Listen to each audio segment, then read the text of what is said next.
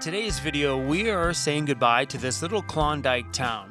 And you know, it's been a challenge, but this time we are leaving town for sure and putting in a few more hours of driving and then sit down somewhere and have a nice little Q&A. Today is a simple video. Oh, Dawson City, how you are gonna be missed. Whew. That's a wrap for this absolutely incredible place. See you later, Dawson City. Bye, everyone. See ya. Just as I was leaving town, I ran into some followers of the channel, and the first thing she said is, Chrome, where did you get that awesome Moose Yukon brown hoodie you've been wearing? She really wanted one. And her husband said to me 2 seconds later, he's like, did my wife offer to buy that hoodie from you? I'm like, no. So I couldn't remember for the life of me when I was talking with her. So if you're watching right now and you're traveling back through the way you came, I got it from Teslin, Yukon. So when you get to town there is a gas station and a restaurant. Right beside the gas station is this little animal museum and also a gift shop. That's where I got it. Make sure you go to that animal museum. It was pretty freaking cool. Also, Teslin has a pretty cool regular museum as well with that guy who brought that car in and made a taxi. Pretty cool little spot. So I don't think we're gonna drive too far today. A couple hours outside of Dawson City. Weather is kind of starting to sprinkle a little bit. I think I'm gonna grab a little camp spot somewhere and clean this flippin' raucous that I call my home. I also need to go through the fridge because I loaded up with food in Whitehorse and I haven't eaten any of it. So I think my blueberries have probably gone bad and who knows what else is growing in there. So we need to make a little stop for the night. And the cool thing is, the temperature has been like 0 degrees at night. So there's no fire bans or anything like that up here, and all the Yukon campgrounds come with firewood. Like they've got bins of firewood, you just help yourself. So maybe if it's not too rainy tonight, maybe we have our very first campfire of the summer season, or the end of summer. Right now, the trees are starting to change colors, so I think we could call this fall in the Yukon. On your travels, I've learned you got to enjoy every second of it because you never know what's around the next corner. Could be the most epic memory you'll ever make. Also could be a broken down van on the end of your travels. Well, that rain showed up with a vengeance. Holy freaking cow. There's a nice big open spot. Looks like there was a structure here at some point.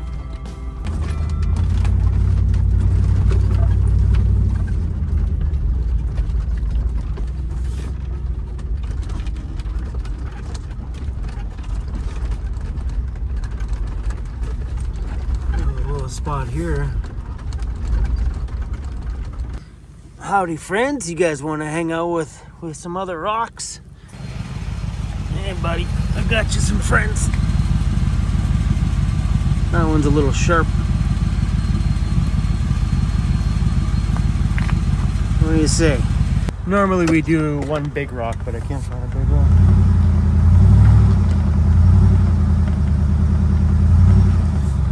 Let's go. It's a rainy day and I don't feel like doing anything. Oh, what a mess in here, Cruzy. Hey. Holy cow.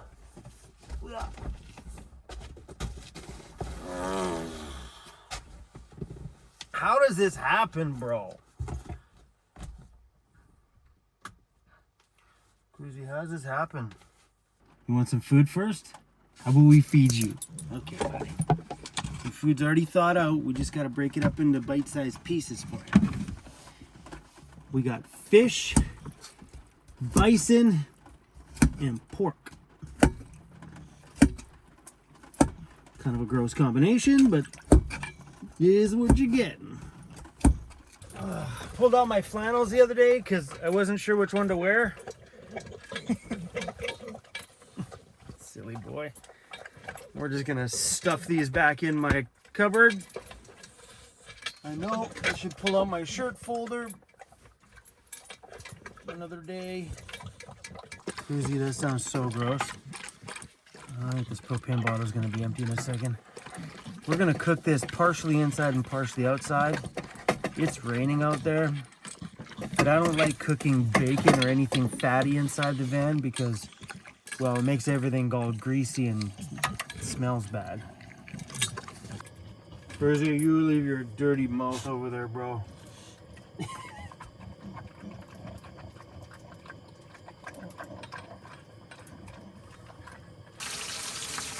This little indoor-outdoor setup is actually working out. Freaking awesome. Keeping all the splatter over there. This is perfect.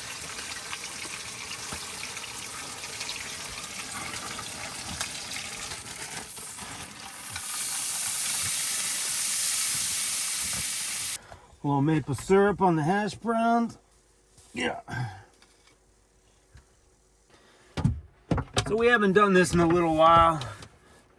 It's raining outside and we are just hanging out in here. My big plan tonight was actually to oh god. It was to clean the van and organize the fridge and go through all the dead stuff. But after eating, I kind of don't feel like doing anything. So I figured we would take to YouTube here and do a little Q&A. We haven't done Q&A in freaking forever. So I went through the comments and I pull out a bunch of them here. So David Thompson asks, broccoli and rice, where's the pork chops? Man needs meat. So I've been eating a lot of non-meat stuff up here because the cost of meat is ridiculous. Tonight I had bacon because we've been within the area of a larger town, which would have been the Whitehorse, Yukon, where they have things like Walmarts and stuff where food is a lot cheaper there. That's a main hub for up here. As soon as you disperse from that, if I wanted to buy pork chops up here, that no kidding, a 3-pack of pork chops is probably $20 or something like that. It's expensive up here.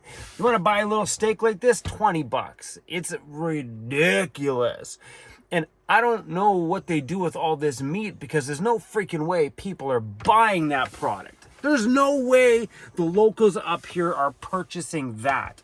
Makes me wonder, maybe they are. Maybe the locals are rich up here. I don't know. But it kind of makes me wonder, like, how much stuff are these guys up here actually throwing out? Because there's no freaking way. There's no freaking way. Even buying broccoli up here is like $10 for a big lump of broccoli. For real. Until we hit the Yukon area, then things kind of came down a little bit in price, but it's been bonkers up here. All right, next question from Ingram, whatever. I'll pop these things on the screen. How did the upgraded engine and tune affect your gas mileage? Not much. Honestly, going from the 4.6 to the 5.4 liter engine didn't really make a difference that I noticed with my fuel economy. I also don't track my fuel economy like kilometer by kilometer, gas tank by gas tank. I know I'm roughly getting about the same amount of kilometers per tank, ballparking it, but I've never really tracked it. The way I look at things, and I've always looked at things this way, especially when it comes to doing all the upgrades I've done on this thing. Because every time you add bumpers, there's going to be more fuel gone. Every time you put bigger tires, there's more fuel gone. All that, so every time you add weight or little things to it, more fuel gone. I've always been using this as, what's the difference between the fuel economy and the fun factor? Where in there does this have a balance? To me, the fun factor side is the most important part. If I add something to my van and it does increase the fuel economy, is the fun factor there enough that it kind of balances out the cost of fuel? You know what I mean? I would rather live and have fun versus worrying about, fuel. If budgets are short, which they have been recently, I just slow down a little bit. I don't drive as often. And that's the only way to adjust your budgets when you live in a van is if your budgets are lower, you move less. Your budgets are more, you move more when you get the chance. So yeah, the fun factor part is where I factor things. Has the new engine changed my fuel economy? No. Has it given me more power and created a lot more fun? Yes, it has. Next, are you not supposed to be running a business on Vancouver Island?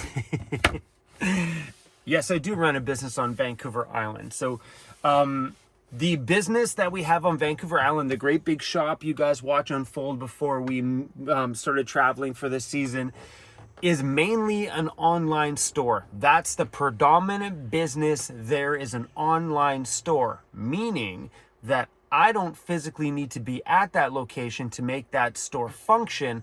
I can do that mobile. When I'm on the road from my laptop right here, I can run everything from right here. And right now, that part of the company is still in the building phase. Vantoys.com is up and running right now on there. If you guys want to go get SOK batteries, Julka showers are on there, and a handful of other really cool products that we've put on the store first are already on the Van Toy store. So my job right now is to take time in the evenings or days if I have the chance to, and work on getting more products on there. So we did a soft launch on that store. The store will be finished and completed with the entire roster of products on there by December. I got the main ones on there now though, and I'm stoked on it. But yeah, you think I'm gonna start a business that I would be locked in stationary, working the 9 to 5? Not gonna happen, my friends. So we put together a bit of a team over there to keep things rolling when I'm on the road. Amanda's over there being a freaking champ and a rock star. We haven't started anything in the shop side yet, so Lauren's just been doing jobs and stuff on some of our subscribers' vehicles and just some other stuff he had on the go that he's using my shop right now. But for business wise in the shop, that won't unfold until the online store is complete. That's the main part of the business, is the store. So yeah, I am still running a business on Vancouver Island from way the heck up here in the Yukon. Just me and the dog. Asked me, what kind of frozen food do you feed Cruz? So Cruz is on raw food, and his raw food is frozen in my freezer back there. We're not tied to one brand of raw food. No matter where we go on our travels, the varieties of frozen dog food change. But for the most part, the recipes are basic ingredients and kind of remain the same somewhat. They may change with a few little ingredients, but for the most part, it's 80% muscle meat, 10% organ, and 10% bone. And no matter if it's a combination of fish and beef and tripe, which is belly garbage, gross stuff, and spleen and whatever else, it's still going to be a mixture of, like, you know, heart and liver and spleen and intestine and all that other good stuff, no matter which brand it is. I usually like to try to take a look at it. If the frozen stuff is in a bag and I can't see it, I usually don't buy it. I want to see what it looks like. And usually in a store, if it's in a sealed box, they'll open it up and show you, or they usually have singles of it available. But if it's gray, the whole thing is gray, I'm not buying it for the dog. If it looks like frozen meat, I am 100% in. Cruz will smash and demolish it, no problems. We do add extra things to it, like herring oil or salmon oil. And then he does get a multivitamin, a pre and probiotic, sea kelp sometimes, and what's that other one? It's like a glucosamine, stuff for his joints and stuff like that. So he does get a mixture of vitamins and stuff added to it. I find some brands I enjoy more than others, but if that's something that you're looking into doing, you're just gonna have to experiment with your own animal, because your animal could be picky. My dog will eat anything. Have I ever tried to army roll my clothes? So I like doing this shirt folder. This silly little shirt folder I got on Amazon, and it's awesome. Like, I have it in my van, and this is also what folds all the shirts in my shop. They're incredibly cool. So you throw the shirt on there, you fold it this way, fold it this way, fold it upwards, and bada bang, you got a perfectly done shirt. So the reason why I don't do the army roll is because I have a lot of shirts with designs on the front. I like the ability of looking in my thing. I'm just going to grab a stack here. Looking in my thing and seeing my shirt. That's my Vancity Vanlife shirt. That's my Vancity Vanlife shirt. That's my What's Up Weirdo shirt. I can literally thumb through them all and see the print. I'm like, oh, because I don't need to see the whole thing. I just need to see a corner. I'm like, oh, that's my North Face one. Or, oh, that's my whatever one. So I enjoy doing them like this in the van. It's perfect for me. I enjoy it. Except for when I pull a shirt out of here and I decide not to wear it, like my Dixons back there. I should have folded my Dixons, but I didn't. And I should do that now, but I'm not going to do that right now. It was already out. I could have just folded my Dixon shirts. And yeah, you can fold long sleeve ones, short sleeve ones, but that's why I've never done the army roll, is I like to see the designs. Next one here is Chrome. I am so ready to buy one of those portable showers. He said Iceco portable showers. It's Julka. Julka portable showers. When are you making them available on your store? So Julka is on my store right now. So that beloved freaking shower that you know I love so much, that's responsible for my shower scenes, is on the vantoys.com store right now. So maybe go check it out. Yeah, those are on there. Are you still going to do anything with your ambo? So I'm not sure what's going on with that ambo, because I don't know how much budget I'm going to have to do anything to that project. So I had huge dreams for that thing. I still do. But those big dreams were there before I started the new business. Now that I started the new business, I took all of my savings of all the rent that I saved over the years, and I put it towards this big dream that I'm trying to build. So having money left over to do that ambulance, I'm not sure what we're gonna have for this year. We are going to do progress on it. Yes, if J5 Custom Vans has the time, I'm gonna raise the roof on it, probably do the bodywork, because some of that stuff we can do in-house. The fiberglass work we can do in-house. I have all the supplies to do that kind of stuff. So we'll do as much as we can to that thing on a limited budget this winter. It's not going to go crazy like I was planning, because I just don't have the money, you guys. Sorry for those who have been really interested in seeing that thing unfold, and I thought it was going to unfold big, but the new shop it's kind of been more important right now. When are you going to restock those What's Up Weirdos t-shirts? I need an extra large. But the What's Up Weirdos t-shirts will be restocked once I get back to the shop. So we have some new shirts and stuff coming out, maybe out right now by the time you're watching this. So the What's Up Weirdos ones and a few other ones will be re-released when I get back to the island. So some of that stuff we're going to pause until I get back there. I want to know what Max keeps in his collar pouch. So Max is the dog that was roaming the streets around there in Dawson City, and I had the chance to talk with the owner the other day, and I don't think there's anything in the pouch on there. I think that thing, so what it is, like on the top of his collar, you'll see this big thing. All that thing is a note for people. It says, please don't feed me. That's all it says on it. I don't think it's a pouch to put things in. It just says, please don't feed me. So Max kind of has a run of the town for the most part. Sometimes you'll see Max tied up in town. I don't know why, maybe wandered in somewhere he shouldn't.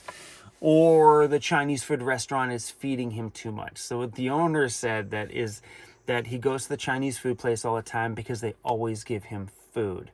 And people around town, they just give him food all the time. And Max they figured about 14 years old, and he's getting older, and he's getting up and getting down a little slower in his older age. So they're worried about his hips and stuff like that. But he's getting chubby. So he wrote the do not feed on the back to help ease up on the amount of food people are giving him, because it's easy as a tourist to walk around and give puppy little snacks and stuff now and then. But that was the owner's way of trying to take care of him while he's roaming around town. And I think it's awesome that Max is such an icon around there. Like, he sits in front of the bar all the time and people are petting him like crazy. Yeah, super cute. Someone says, is that a real toe? That can't be real. So yes, at the Sourdough Saloon, that is legitimate a real human toe. It's a petrified toe. They have them in the back. They have extras because when the last captain passed away, he donated all 10 of his toes And they're in the back on salt. So if you keep them salted, they'll kind of live forever. Well, not live, but they'll kind of stay forever. They get petrified. So yes, those are real human toes. Insane Dawson City tradition. Just wondering, will there be somewhere on that 16-hour ferry boat for crews to go potty? So what they're talking about is pretty soon we're taking the ferry from Prince Rupert, British Columbia, back to the top side of Vancouver Island. And that's a 16 and some odd hour ferry ride. But we have crews. Crews is not allowed on the decks of the boat up there, like up top with me. So he has to stay in the vehicle. And yes, there is a place for the dog to go to the bathroom. I think it's every couple of hours. They make an announcement, and anybody that has an animal downstairs has a 15-minute animal break. So you can go down, take your animal out of the vehicle, walk them around the car deck. They have a place down there, maybe like a little green turf thing or something like that, so the animals can relieve themselves, and then they go back into the vehicle. Every couple more hours, they make another announcement. You get to go down and see Cruzy. And that's plenty enough for Cruz. He'd be happy if I went down there even half that time. Even more than that. He's good in the van for probably about six or so hours before he needs to go to the washroom. I know that because we've been out of the van for that kind of duration of time where he's stayed at home before. And he's pretty good. But we will definitely be going down every single chance we get to spend some time with that cute little boy of ours. And that's the last question that I screenshot. Anyway, guys, it's kind of fun to do a Q&A sometimes. I enjoy this little chat with you. Normally we save this stuff for the live stream videos, but I haven't been doing live streams as often because I'm finding that up here in the Yukon, my Starlink is good, but it does get a little spotty sometimes. And I think that's because I don't have the primary service Starlink. So Starlink, you have the ability to do mobile, which is non-priority service, meaning that if you're in an area that has a ton of primary Starlinks, you get the secondary service. So they will get the better, faster connection. You'll get whatever is left over, which is a ton. Like, it does fine. But when it comes to doing live streams, being it's such a big upload demand, yeah, so that's why we haven't been doing too many live streams. I wish I could do them more often, you guys, but it's nothing worse than doing a live stream and it just buffers and buffers and buffers. But on the one I did on my birthday was a rock star of a stream. That thing stayed pretty solid the entire time. But I do notice that from time to time on my travels, if I'm in an area where there's heavy homes and stuff like that, I have tons of like permanent resident Starlinks, we do definitely get a little bit of a slower connection. It's still enough to upload a video, but the videos aren't going to be like a 15-minute upload like they normally are on Starlink for me. Sometimes in those areas, the upload can be upwards of an hour. Sometimes an hour and a half, I've had it, where it starts off at an hour and a half, and then 10 minutes later, it'll bump down to like an hour. So it gets spurts during those times. But when it comes to streaming, you can stream anywhere. It doesn't make a difference. Watching your Netflix never, ever, ever has the problem. But I use the upload is my primary reason for Starlink is to upload content. And that can be a bit iffy in heavy areas. But anyway, guys, we are heading tomorrow down a little bit farther. We're not going to travel too far. I'm hoping to maybe find a lake or something cool like that, because I would love to have a campfire, because now that it's been rainy out here and cold as you know what. So just the day before we got to Dawson to do the sourdough, can't believe I made that drive, the temperature was -4 degrees overnight. Freaking winter. And when we were there, it was 0 degrees overnight. But definitely perfect time that it's been raining again and things are wet outside, that I feel good about having a campfire. And anyway, guys, we are heading towards Whitehorse, and Whitehorse will be a quick pit stop, probably just a top up on some groceries and stuff like that, maybe do some laundry. And then from there, we are straight shotting it down, probably not going to play around too much, straight shotting it down into Atlin, which is in British Columbia.